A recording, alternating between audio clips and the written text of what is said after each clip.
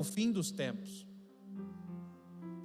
Não é difícil encontrar pessoas hoje que qualquer coisa que aconteça, elas dizem assim: pastor, isso é um sinal dos últimos dias. Pastor, isso que aconteceu agora está escrito na Bíblia, e me parece, e deveria causar estranheza para nós, que diante dessas coisas nós estamos completamente sem movimentação. Primeiro, porque não lemos o texto bíblico. Segundo, porque lemos e não entendemos, e se não entendemos, não temos uma resposta exata para aquilo que nós estamos vivenciando. É por isso que desde a semana passada nós começamos a falar sobre a narrativa eterna. Esse livro,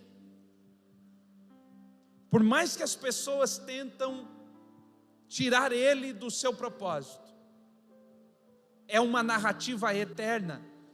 Esse livro, ele não está pautado no momento, na situação. Esse livro não depende de circunstância. Esse livro não está sendo escrito. Esse livro, ele foi determinado dentro de um tempo chamado eternidade. Tudo aquilo que está escrito aqui não será alterado. E tudo o que acontece ocorre dentro daquilo que já foi estabelecido dentro dele. Ou seja, se eu gostaria de compreender essas coisas, eu não deveria olhar o Jornal da Cidade. Não estou dizendo que você não deva. Eu estou dizendo que para você compreender as últimas coisas, você deveria entender o que a Bíblia diz sobre ela. Como ela aconteceria? De que forma ela se daria?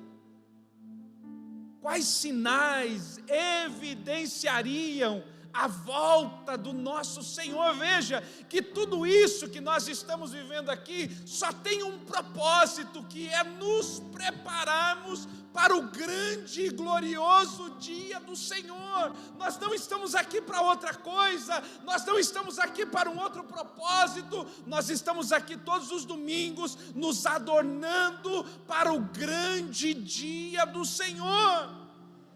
Agora, de nada adianta eu pensar que toda essa coreografia, todo esse cenário, ele está montado exatamente para ser somente isso. A falta de visão da maioria dos cristãos, por não entender a eternidade, passaram a viver uma vida cada vez mais terrena. É comum, Rodolfo, encontrar pessoas, e quando eu digo de pessoas, eu estou falando de cristãos, que perderam o foco da eternidade e passaram a se preocupar mais com as coisas dessa vida, mais com as coisas dessa terra, do que aquilo que está relacionado ao céu. É por isso que o diabo tem trabalhado constantemente para roubar essa narrativa eterna e me fazer focar em algo que não é e nunca será do coração de Deus para a minha vida. É por isso que hoje nós vamos ler aqui o Evangelho de Lucas, no capítulo 21, a partir do versículo de número 25. O título, que talvez não seja o título da sua Bíblia, porque na verdade é um subtítulo, perdão. Na minha está escrito assim: a vinda do Filho do Homem. Talvez em algumas Bíblias não tenha, porque é um subtítulo, e algumas Bíblias um título e outro acaba mudando, outras nem tem. Mas o subtítulo dentro do capítulo 21, aqui acima do versículo 25, na minha Bíblia está escrito: a vinda do Filho do Homem. Ou seja, se toda a nossa fé está baseada no sacrifício de Cristo Jesus e na sua volta, eu preciso saber quais são os sinais para que eu possa então agir de maneira exata dentro do contexto desses dias. E então ele vai dizer o seguinte, olha, verso 25: e haverá sinais no sol, na lua nas estrelas, e na terra angústia das nações, em perplexidade, bramando o mar e as ondas, homens desmaiando de medo, pavor, pânico, na expectação das coisas que sobrevirão sobre o mundo, porquanto os poderes do céu serão abalados. E então verão vir o Filho do Homem numa nuvem, com poder e com grande glória. Não, eu vou ler de novo, porque se tem algo que precisa fazer a igreja glorificar a Deus, glorificar a sua palavra, é quando nós falamos sobre Cristo Jesus na sua volta. Eu disse aqui a semana passada, existe um grupo de pessoas que ainda estão esperando Cristo na sua primeira volta. Nós já recebemos entendimento que Ele já veio, cumpriu o seu propósito, resgatou o homem do pecado, e agora Ele está para voltar, e isso precisa fazer a igreja celebrá-lo. Está escrito assim: então verão. Veja que não é uma pessoa, não é alguém o verá, não é isso. Então verão, todo olho verá o dia que Ele virá sobre as nuvens com poder e glória. Ai, como esse dia vai ser lindo! Como nós ansiamos por esse momento. Presta atenção, se o dia que a gente já tem que vir para o culto, ele é maravilhoso, a gente já fala que roupa eu vou, meu Deus, hoje é domingo, dia de culto. Se essa é a expectativa para esse ambiente, ele já é bom. Imagine o dia em que nós o vemos nas nuvens e saber que daqui para frente é uma vida de eternidade com Ele. Agora perceba, Ele está dizendo de sinais no céu, sinais na terra, sinais no mar. Está dizendo que no meio desse período homens desmaiariam de medo por causa das coisas que estão acontecendo sobre a terra. E aí no versículo de número 28, ora, quando estas coisas começarem a acontecer, fique com medo. É isso que está escrito? Quando todas essas coisas começarem a acontecer, fique triste. É isso que está escrito? Não. Ora, quando essas coisas começarem a acontecer, olhai para onde? Para cima, e levantai as vossas cabeças, porque a vossa redenção está próxima. Meu Deus!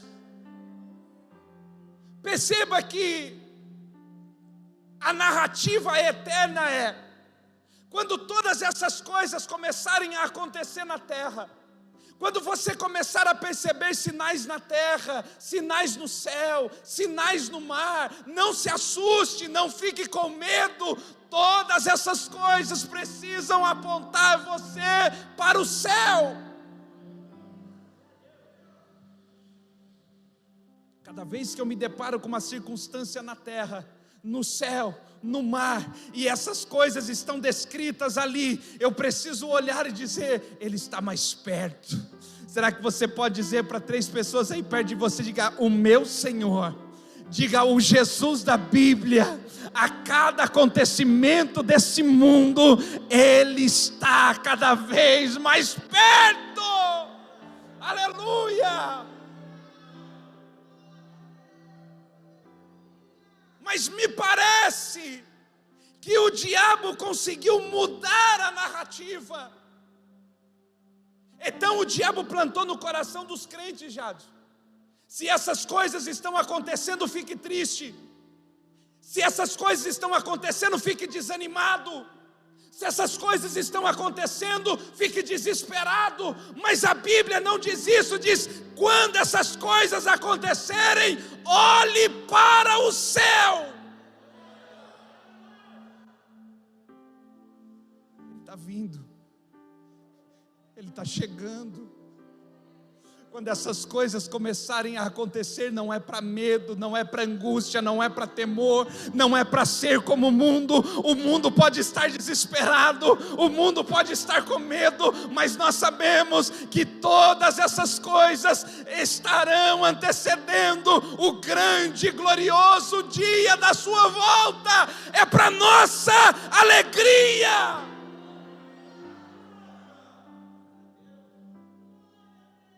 Eu preciso olhar para esse cenário todo. Se você leia comigo, leia, vamos ler. Lucas capítulo 21. Evangelho de Lucas capítulo 21.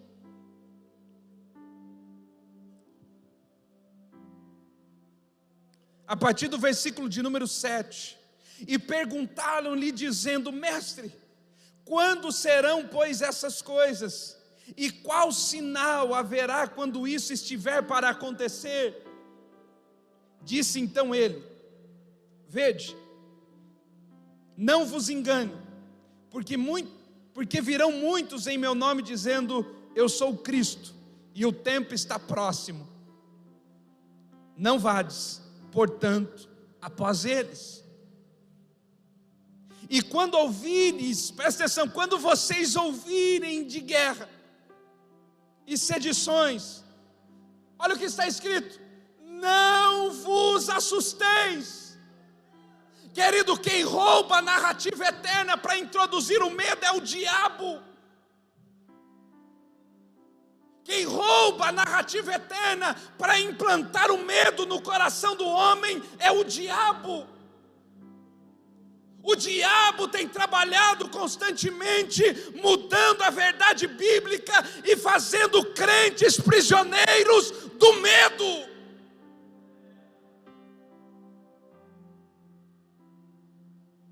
Sejamos prudentes, mas não pelo medo. Tenhamos prudência. É por isso que aquilo que Jesus diz: seja astuto como a serpente. Isso é prudência. Vamos ter prudência, mas não pelo medo. Quem trabalha distorcendo a verdade bíblica para implantar o medo no coração do homem é o diabo. Veja, quando você ouvir de guerra e sobre rumores de guerra, não tenha medo. Não é para temer. Preste atenção no texto. Porque é necessário. Pastor, será que tem algum jeito da gente orar e essas coisas pararem? Pastor, será que tem um jeito da igreja jejuar e essas coisas precisam acontecer? Veja que desde a fundação do Estado de Israel, nós estamos ouvindo falar pela primeira vez sobre um acordo de paz naquela região. Sim ou não? Viu isso? Há um acordo de paz já tratado. Leia o texto. Porque é necessário que isso aconteça primeiro, mas não será o fim. Essas coisas acontecerão, mas não serão o fim. Mas o fim será logo. Versículo 10. Então lhes disse: levantar-se-á nação contra nação, reino contra reino, e haverá em vários lugares terremotos, e fomes, e pestilências. Olha os sinais. Haverá em vários lugares terremotos, e fomes, e pestilências. Haverá também coisas espantosas e grandes sinais do céu. Mas antes de todas essas coisas, lançarão mão de vós, e vos perseguirão, entregando-vos às sinagogas e às prisões, conduzindo à presença de reis e presidentes por amor do meu nome. E vos acontecerá isso para testemunho. Proponde, pois, em vossos corações não premeditar como a vez de responder. Darei boca e sabedoria a que não poderão resistir nem contradizer todos quanto vos opuserem. Veja que antes do fim a igreja vai passar por um período de perseguição.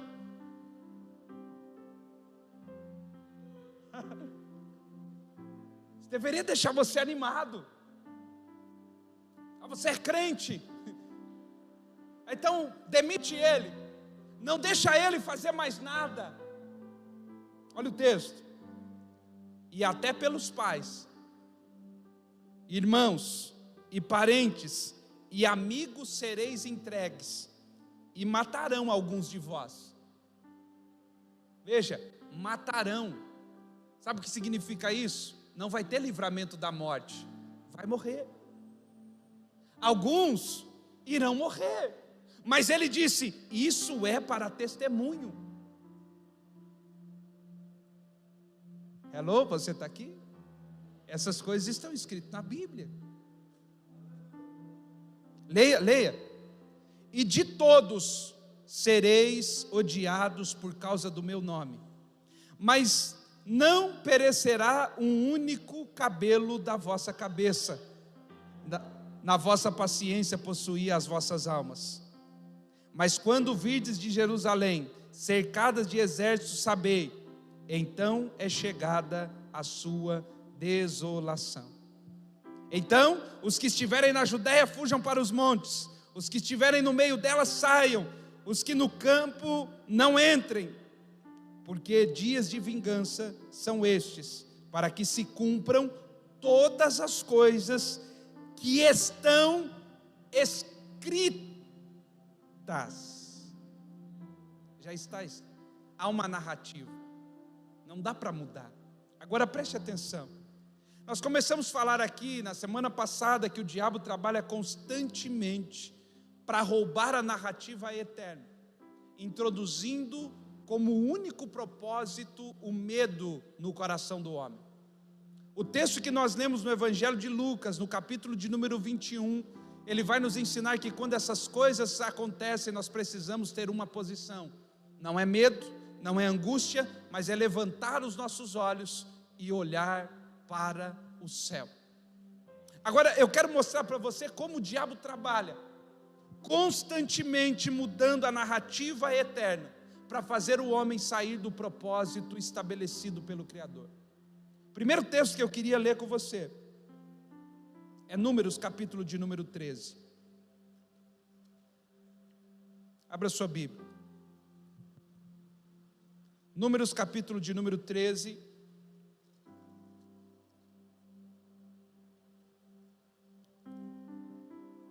E o versículo de número 30.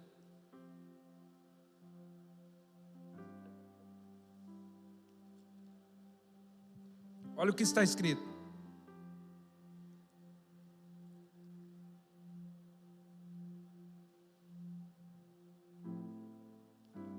Números 13, a partir do versículo de número 30. Então Caleb fez calar o povo perante Moisés e disse: certamente subiremos e a possuiremos em herança, porque seguramente prevaleceremos contra ela. Nós estamos lendo aqui o relatório do povo que foi espiar a terra. Quando Moisés saiu do povo do Egito, em um determinado momento da caminhada, Moisés enviou 12 espias à terra prometida, e eles estão voltando agora com o relatório da terra, e o relatório da terra é esse, versículo 31, porém, os homens que com ele subiram, disseram: não podemos subir contra aquele povo, porque é mais forte do que nós, e infamaram a terra que tinham espiado. Preste atenção nisso. E infamaram a terra que tinham espiado, Percebe? Deus disse a Moisés: Moisés, eu vou introduzir você numa terra que mana leite e mel. Vocês vão deixar de comer pepino, vocês vão deixar de comer cebola, e eu vou introduzir vocês numa terra que mana leite e mel. Os espias foram. Satanás agora está usando de homens para mudar a narrativa, dizendo: a terra não serve para nós. Não importa se foi Deus que disse, eu olhei e eu vi que a terra não é boa. Quantas vezes o diabo coloca pessoas ao nosso lado, na tentativa de burlar a narrativa de Deus para nós, para que você não alcance o propósito, para que a sua família não chegue no objetivo. Eu me lembro de Jairo, a filha estava doente. Jairo sai na perseguição de Jesus. Eu preciso achar Jesus. Quando Jairo encontra Jesus, Jesus prontamente diz assim: Jairo, eu vou até a sua casa, vamos lá, não tem problema nenhum. Jairo sai com Jesus e no caminho indo para a casa de Jairo, eles encontram a mulher do fluxo de sangue. Jairo vê com os seus próprios olhos Jesus curando uma mulher que há 12 anos sofria de uma enfermidade. Jairo diz: é esse homem, achei a cura para minha filha, é ele que vai libertá-la. Eles deixaram a situação curada da mulher, que até então era a mulher do fluxo de sangue, e eles estão caminhando em direção à casa de Jairo, até que chegam os mensageiros e dizem para Jairo assim: deixa Jesus continuar a vida dele, porque a sua filha morreu. Vamos para casa preparar o velório para enterrá-la. Eu imagino o coração de Jairo nessa hora. Veja, Jesus havia acabado de dizer a ele: eu vou até a sua casa. Jesus havia acabado de curar a mulher que sofria há 12 anos. Mas alguém enviado do inferno disse: acabou, morreu, não tem jeito, não tem esperança. E aí então Jesus precisa olhar para Jairo e dizer assim: não tenha medo. Por que não? Por que não tenha medo? Porque todas as vezes que o diabo muda a narrativa eterna, o medo se instala no meu coração. E eu quero liberar uma palavra sobre a sua vida: não tenha medo, não tenha medo, porque quando Deus libera uma palavra, o verdadeiro amor lança fora o medo.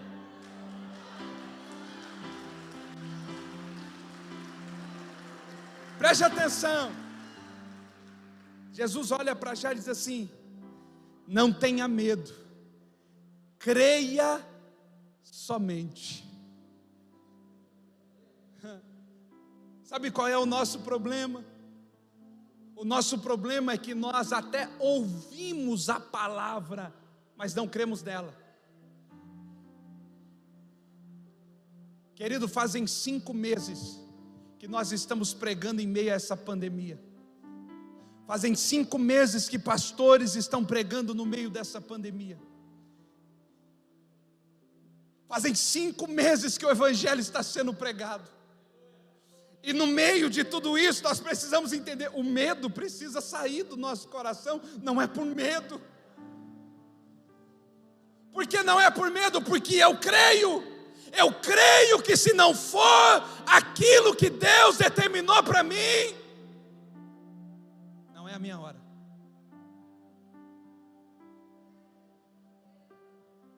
Não temas. Por que eu vim aqui hoje, pastor, para ouvir Deus dizendo: não tenha medo. Não tenha medo, creia. Pastor, eu tenho que crer porque já está escrito. Há uma narrativa ao teu respeito.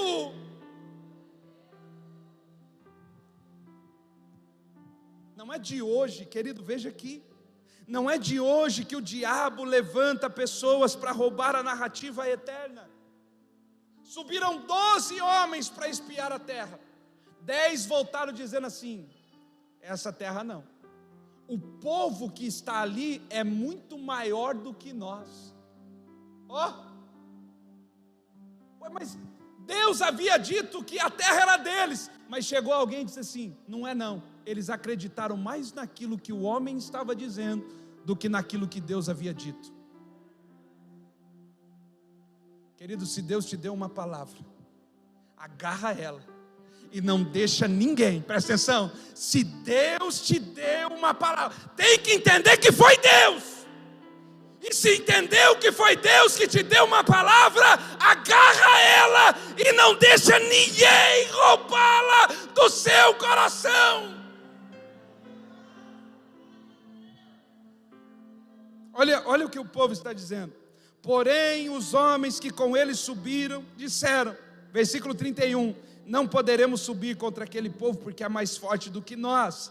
Verso 32, e infamaram a terra que tinham espiado, dizendo aos filhos de Israel, olha o que eles disseram: a terra pela qual passamos a espiá-la, é terra que consome os seus moradores, e todo o povo que vimos nela são como gigantes.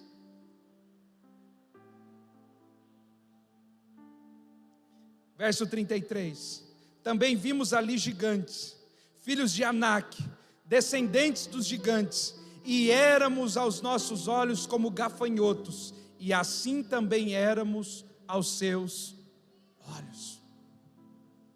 Pastor, por que o diabo consegue, mudando a narrativa eterna, colocar medo no nosso coração? Porque quando o diabo muda a narrativa, ele mostra que o que está lá fora é maior do que aquilo que está aqui dentro.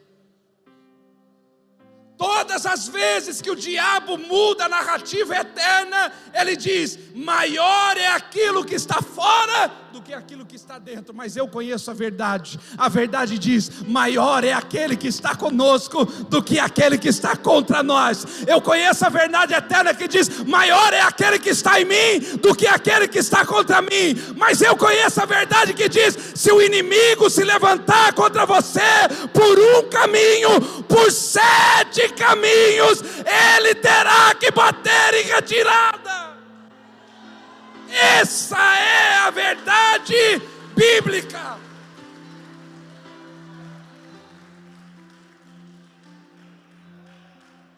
Todas as vezes, preste atenção, todas as vezes que você perceber que o que está lá fora é maior do que aquilo que Deus colocou aqui dentro, é a mão do diabo mudando a narrativa eterna dentro de você. Por isso, essa noite, não permita que a palavra entre no seu coração e não extirpe de você todo medo, porque Deus tem uma palavra de vida para você.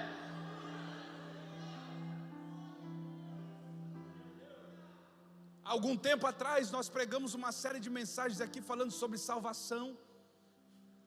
Quebramos um terrível paradigma que nos ensinava e nos dizia que salvação era individual. Porque a quantidade de crente que vinha à igreja frustrado, decepcionado, dizendo: pastor, eu tenho orado pela minha família, mas até hoje eles não vieram na igreja. Ainda não vieram, porque há uma palavra de salvação dizendo: eu e a minha casa, é eu e a minha casa, não é eu sozinho, não é eu e o meu filho, é eu e a minha casa, serviremos ao Senhor. Mas você em algum momento permitiu que a narrativa eterna mudasse, e aí entrou o medo, e aí o medo mostrou para você que quem está lá fora é maior do que aquilo que está aqui dentro. Você vai ver que diante dessa situação, todo o povo que saiu do Egito perece no deserto. Porque quando a narrativa eterna é mudada, e eu creio nessa nova narrativa, eu pereço. Eu não alcanço o propósito. Foi isso que a serpente fez com Eva no jardim. Ela mudou a narrativa. Eva caiu, Adão caiu, e eles saíram do jardim. O diabo tem trabalhado constantemente para mudar a narrativa de Deus. Segundo, Segundo exemplo, livro de Jó. Abre aí, Jó. Quem conhece a história de Jó? Diga glória a Deus, deixa eu ver. Jó, capítulo de número 1. Deixa eu mostrar para você algo que talvez você deixou passar desapercebido.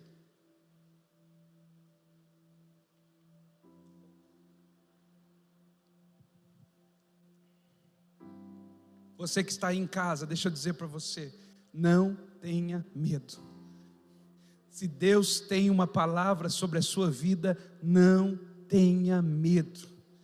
Deus é com você. Não deixe o diabo mudar a narrativa de Deus para implantar um medo no seu coração e roubar de você a promessa que Ele tem. Eu vou aprender a falar com vocês e com eles. Eu tenho que aprender agora, Paulinho. Mais ou menos, né? A gente vai aprender, Tiago. Jó, antes de ler, deixa eu falar com você aqui. Jó chega diante, o diabo chega diante de Deus. É uma coisa que a gente precisa entender. A Bíblia começa dizendo no livro que os anjos estavam diante de Deus. E eu creio numa narrativa, sabe no que eu creio? Eu creio que até os demônios precisam prestar contas para Deus de tudo aquilo que estão fazendo. Pastor, como assim? O diabo está lá. E aí a palavra de Deus para o diabo é: onde você estava? Tem que dar o relatório. Não é, não, onde é que você estava? Pastor, mas como assim? Deus não sabia onde o diabo estava? Deus sempre soube, assim como sabe onde eu estou e o que eu faço, mas Deus gosta de ouvir. Por que eu preciso orar se Deus sabe aquilo que eu penso? E não preciso nem falar, porque Deus gosta de ouvir. Onde é que você estava? E o diabo diz: eu estava na terra, rodeando e passeando por lá. Aí Deus disse: você estava na terra, com certeza você viu meu servo Jó. É impossível ter passado pela terra e não ter observado Jó. Homem fiel, reto, temente e que se desvia do mal. Ele disse: é lógico que eu vi. O Senhor tem dado tudo para ele, por isso que ele é o que é. Permita que eu vá e toque nele, para o Senhor ver se ele não muda de ideia. Porque, presta atenção, a narrativa do diabo é: você só serve a Deus pelo que ele te dá. É assim que o diabo te enxerga. É assim que o diabo me enxerga. Consumidores. É por isso que o diabo abriu um monte de igreja por aí, só dando, só oferecendo. Aqui você ganha, aqui você recebe. Porque tem pessoas que só servem a Deus por aquilo que ele tem. E o diabo disse: deixa eu lá tirar dele, o Senhor vai ver se ele não muda o roteiro da vida.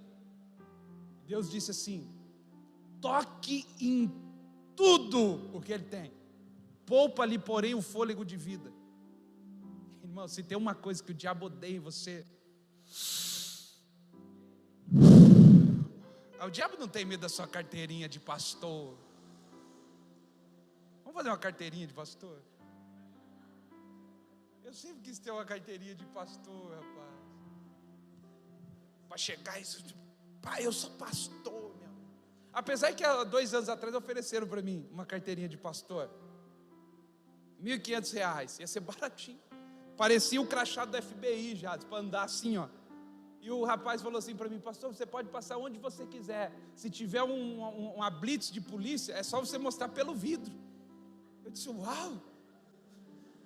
Se o banco estiver fechado, pastor, você coloca o distintivo no vidro, o banco abre. Eu disse: uau. Quanto é? 1.500. Deixa quieto esse negócio. Agora enche o pulmão de ar. Ele não enche. Esvazia. Enche de novo. A Bíblia diz assim, ó: todo ser que, vamos de novo, todo ser que respira, louve ao Senhor. O diabo tem ódio de você, querido, só pelo fato de você respirar. Mas por que o diabo tem óleo? Porque enquanto houver fôlego de vida, há lugar para Deus mudar a história do casamento, da família, há espaço para Deus prosperar. Não importa o que foi embora, se estiver respirando, Deus pode fazer o milagre. Quando o diabo estiver soprando no seu ouvido, dizendo assim: eu levei o seu carro embora, eu levei a sua casa embora, eu levei seu casamento embora, fala: não precisa nem ser 10 vezes, respira 10 vezes. Não, é uma vez.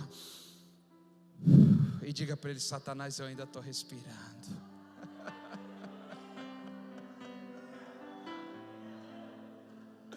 Alguns vão dizer: ora, querido, ora, jejua, muda. Isso não, orar e jejuar a gente tem que fazer sempre. Agora, é o recado para o inferno para dizer: Deus ainda vai mudar a minha sorte, Deus ainda vai mudar o meu cativeiro, ainda há fôlego de vida. Agora veja, como é que o diabo então consegue pegar esses crentes? Quando Deus dá autorização, porque quem autoriza o diabo é Deus. O diabo só consegue tocar em você por 2 meios: ou porque você pecou e já abriu uma porta terrível para ele fazer o que quiser, porque todo pecado é uma porta aberta para o diabo, ou porque Deus disse: peneira ele. Pode, eu conheço, eu sei quem é, eu sei que isso não vai roubar a fé, eu sei que isso não vai desanimar, eu sei quem ele é. Imagina Deus falando isso sobre você: eu sei quem é.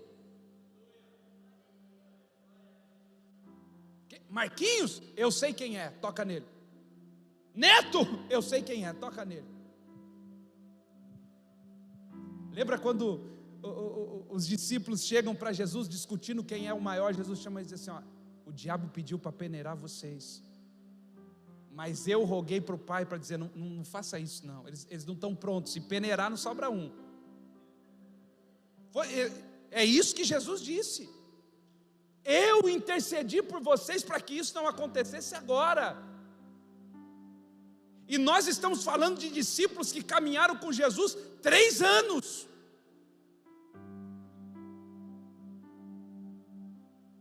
Quando o diabo recebe a autorização, ele imediatamente desce à terra. Olha o que está escrito no versículo 16.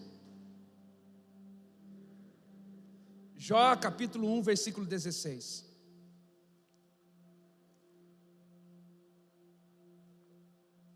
Está escrito assim, ó, perceba a mudança da narrativa. Olha: estando este ainda falando,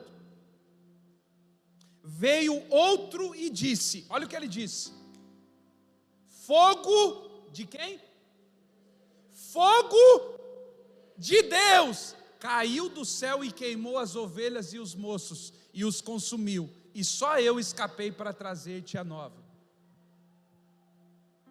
No primeiro momento, o diabo troca a narrativa eterna para te dizer: você não pode, você é pequeno, você é incapaz, o inimigo é maior.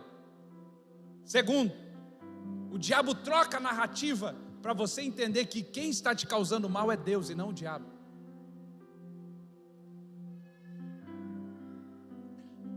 Olha o que esse homem está dizendo para Jó.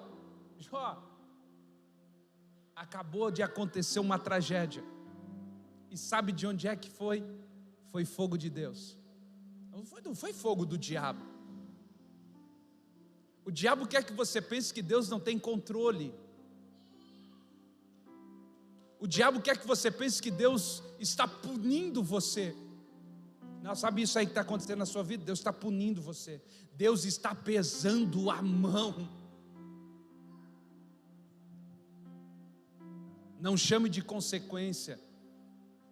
Errou, consequência. Não chame de Deus está pesando a mão aquilo que é consequência do seu próprio erro. Ah, Deus está me punindo. Deus não pune você. Se Deus fosse punir você, Ele não tinha crucificado o próprio Filho. A ira de Deus foi saciada no Filho, para que hoje eu tivesse paz com Ele. Mas o diabo muda a narrativa eterna para dizer assim: olha, o culpado disso aí que você está vivendo é Deus. O culpado dessa tragédia na sua vida é Deus que não responde a sua oração, é Deus que não fala com você, é Deus que faz na vida de todo mundo e deixa você nessa miséria. Deus é o culpado da tragédia da sua vida. Eu conheço gente que tem Deus como o agente da tragédia da sua vida. São pessoas que dizem: pastor, eu orei tanto e Deus não fez nada, eu parei com isso. Pastor, eu ia na igreja, eu clamei pela minha família durante 10 anos e Deus nunca fez nada. O diabo conseguiu mudar a narrativa de tal maneira que o inimigo da vida dela se tornou Deus.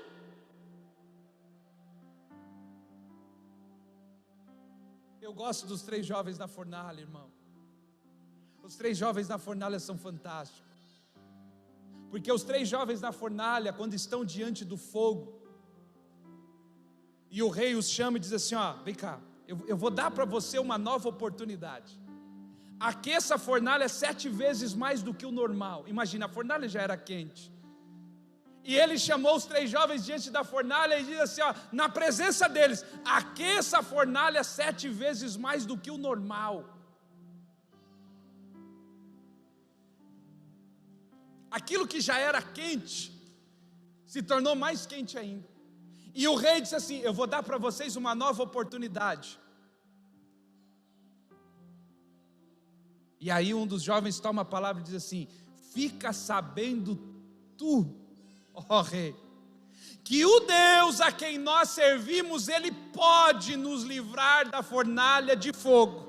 Ele pode, Ele é Deus, Ele é poderoso, Ele é Senhor, Ele pode. Mas mesmo se Ele não nos livrar da fornalha de fogo, eu não me prostrarei diante de você. Deus ainda é Senhor. Se Ele me livra, Ele é Deus. Mas se eu caio na fornalha, Ele é Deus do mesmo jeito. Porque o diabo sempre vai mudar a narrativa como se Deus fosse o vilão. Eu costumo ouvir pessoas falando assim: por que Deus no Antigo Testamento era punitivo? Por que Deus era vingativo no Antigo Testamento? Veja, se Deus fosse punitivo e vingativo, não tinha sobrado um. Não tinha sobrado ninguém. Deus nunca foi vingativo, até porque se Deus fosse vingativo, quando Adão pecou, Ele não tinha coberto, tinha deixado Adão sair nu. Mas quando Adão peca, Deus o cobre. Isso se chama graça. Quando o Caim mata Abel, Deus coloca uma marca em Caim para dizer assim: ó, essa marca não é para que as pessoas olhem e digam: o assassino, é ele que matou o irmão. Não, para que as pessoas vejam essa marca e não faça com você o que você fez com seu irmão. Isso se chama graça. Sabe por que você está aqui hoje? Graça.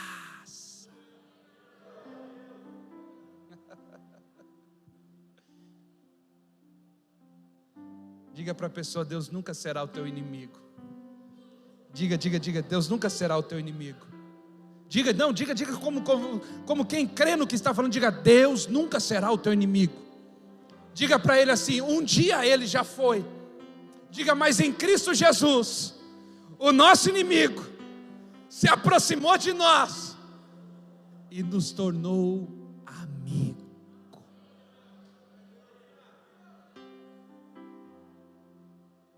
Hoje eu posso dobrar o meu joelho e dizer: Abba, Pai.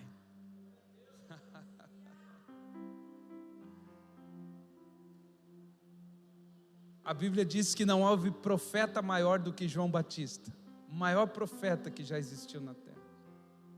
Mas a mesma Bíblia que diz que João Batista é o maior dos profetas, diz que o menor no reino dos céus é maior do que João Batista.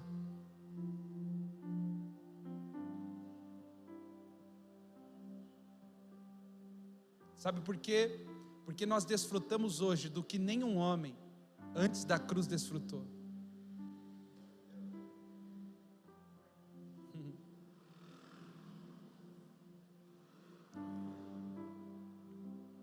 Talvez um dia, nesses próximos, não muito longe, eu trago uma mensagem sobre o poder da cruz. Não foi apenas o madeiro que pendurou a Cristo Jesus. A cruz foi uma divisão na história de todo homem e de toda mulher. A cruz dividiu a história. A cruz rompeu os cativeiros, quebrou grilhões. A cruz perdoou pecado, sarou enfermo, libertou cativo. A cruz trouxe redenção a quem estava perdido. Mas o diabo quer que você pense que Deus é o teu inimigo. Deus nunca será.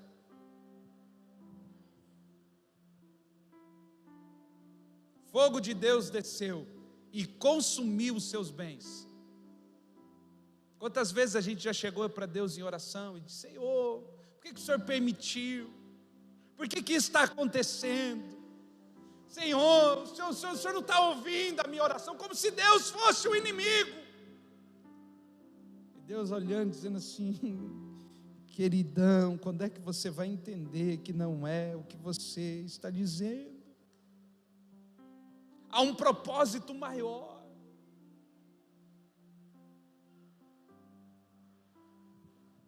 Terceira mudança de narrativa, abra aí a sua Bíblia. Mateus capítulo 16.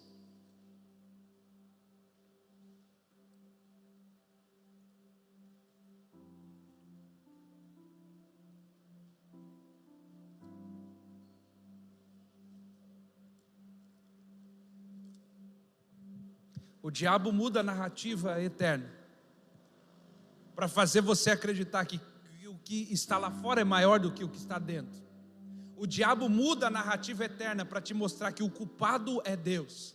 Terceiro, Mateus capítulo 16, verso 21. Está escrito assim, olha: desde então começou a Jesus a mostrar aos seus discípulos que convinha ir a Jerusalém e padecer muitas coisas dos anciões e dos principais sacerdotes e dos escribas, e ser morto. Jesus começou a dizer para os discípulos: olha, eu vou ter que ir para Jerusalém, eu preciso padecer, eu preciso sofrer, eu preciso me angustiar, eu vou ser morto e ressuscitar ao terceiro dia. Olha a palavra de Jesus: eu vou morrer, mas ao terceiro dia eu vou ressuscitar. Verso 22. E Pedro, tomando-o de parte, ou seja, chamou Jesus de cantinho. Jesus acabou de falar, Pedro chamou Jesus de cantinho, e olha o que Pedro disse para Jesus, e começou a repreender. Irmão, para entender isso aqui. A criatura falando, repreendendo o Criador, dizendo: o que você está falando está errado. Não, eu vou ter que chamar Deus no particular, parece que Deus não está entendendo. Imagina você olhando para o céu e dizendo assim: Deus, eu vou ter que chamar o Senhor para o cantinho, porque o Senhor não está entendendo o que está acontecendo na minha vida. Pedro chamou Jesus de lado e começou a repreendê-lo. Mas na verdade, preste atenção, o que Pedro estava fazendo era que ele tinha sido tomado pelo diabo e estava mudando a narrativa eterna acerca do propósito de Jesus. Olha o que ele disse. E começou a repreendê-lo, dizendo: Senhor, tem compaixão de ti mesmo. Presta atenção, ó. O que Pedro disse para Jesus aqui? Tem compaixão? Vamos de novo. Tem compaixão de ti mesmo. Pastor, quando é que eu percebo que o diabo mudou a narrativa eterna na minha vida? Quando ele faz olhar, perdão, deixa eu reconstruir. Quando é que o diabo muda a narrativa eterna? Quando ele faz você olhar mais para você do que para os outros. Olha a palavra de Pedro para Jesus. Pensa um pouquinho em você, para de pensar nos outros. Você está dizendo que tem que morrer pelos outros, para com isso. Pensa um pouquinho em você. Aliás, você pensa em todo mundo e todo mundo só pisa em você. Deixa de ser bobo. Sabe aquela história que um dia você entrou na sua casa e disse: a partir de hoje, ninguém mais pisa em mim. Estava endemoniado e não sabia. Se alguém colocasse a mão na sua cabeça, manifestava uma legião. Não, agora eu aprendi. Ninguém mais pisa na minha vida. Ninguém mais vai vir fazer de bobo. Era o diabo mudando a narrativa. Pense em você. Porque Deus sempre teve a ver com o nós e nunca com o eu. Quem vive no individualismo vive numa vida completamente fora da narrativa eterna. A narrativa de Deus sempre foi: venha a nós o teu reino, o pão nosso de cada dia, o Pai nosso que está no céu. A mentalidade do céu sempre foi coletiva. Ah, pastor, mas a gente pensa nos outros, os outros só pisam na gente. É para isso que Ele te chamou. Você é fundamento.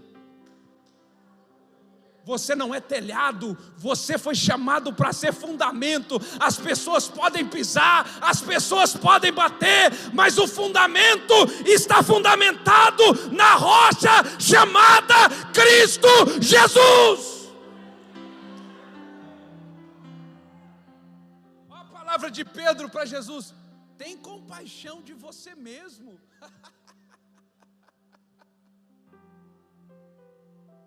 Para de ser bobo. As pessoas são ingratas. As pessoas não dizem obrigado. As pessoas não dizem por favor. É uma ilustraçãozinha boba, simples, mas que eu tenho certeza que vai clarear o que eu estou tentando dizer para você. Havia um incêndio numa floresta. A floresta estava pegando fogo. Os animais estavam tentando fugir. O problema é que para fugir do incêndio, tinha que passar por um rio. E estava ali o escorpião, Jadson. O escorpião não sabe nadar, mas tinha que passar do outro lado. E aí tinha um outro animalzinho, que eu não lembro o nome, vou chamar de pato. Era um pato. Na minha história, um pato. É porque eu não lembro qual era o animal da ilustração, então era um pato. Era um sapo. Era o sapo? Se você tivesse falado de máscara, eu ia dizer: o Espírito Santo me disse, porque eu ouvi uma voz. Era o sapo, não era pato. E aí o sapo voltou para buscar o escorpião. E quando ele estava voltando, os outros animais diziam: o que é que você vai fazer? Eles vão lá ajudar o escorpião. Dizem assim: mas rapaz, o escorpião vai te picar, você vai morrer, você não vai chegar do outro lado. Ele disse: não, ele não vai fazer isso não, ele está tentando escapar, está pegando fogo, acha que ele vai me picar e a gente vai morrer os dois. Parou, pegou o sapo, o escorpião subiu nas costinhas do sapo e os dois foi. No meio do lago, o sapo sentiu a ferroada e disse assim: mas por que você me picou? A gente vai morrer os dois agora. E ele disse: é porque eu não posso não picar, é a minha natureza, é de mim. Presta atenção. A natureza dos outros não pode mudar a natureza que eu tenho. Pastor, o que aconteceu com o sapo? Morreu. Mas morreu com uma natureza dele. Ele poderia ter chegado do outro lado, mas aquela natureza não seria dele. Às vezes a gente encontra alguns escorpiões pela vida, e a gente toma algumas ferroadas que nós somos tentados a mudar a nossa natureza pela natureza dos outros. Olha o diabo mudando a narrativa. O propósito da cruz era nós. O propósito da cruz era coletivo. O propósito da cruz era deixar de ser o unigênito para se tornar o primogênito. A cruz era para deixar de ser o único para se tornar o primeiro de muitos. Mas aí vem o Satanás, entra no Pedro, e o Pedro vem dizendo assim: deixa de ser bobo. Eu vejo, você ajuda tanta gente, ninguém te ajuda, por que você vai fazer isso agora? Vai dizer que você nunca ouviu isso. Não ajudo mais ninguém, mas eu não quero mais nem saber de ninguém. Deixa eu dizer para você, no final do culto, procure um pastor, peço para ele colocar a mão na sua cabeça, ele vai passar no álcool em gel primeiro, já passa um pouquinho no zóio para ver se fica esperto, e vai repreender os demônios. Porque quem nos tira do coletivo e nos coloca no individualismo é o diabo. A narrativa diabólica a narrativa do diabo pense em você. Você já fez tanto para a igreja, você já fez tanto para Deus, para um pouquinho e viva a sua vida, deixa de ser bobo. Você acha que Deus vai ligar de você ficar? Não, Deus é amor. Vai. Olha a palavra do Pedrão. Tem compaixão de ti, de modo nenhum te acontecerá isso. O senhor está falando que precisa morrer, que precisa disso. Isso não vai acontecer não, para com esse negócio.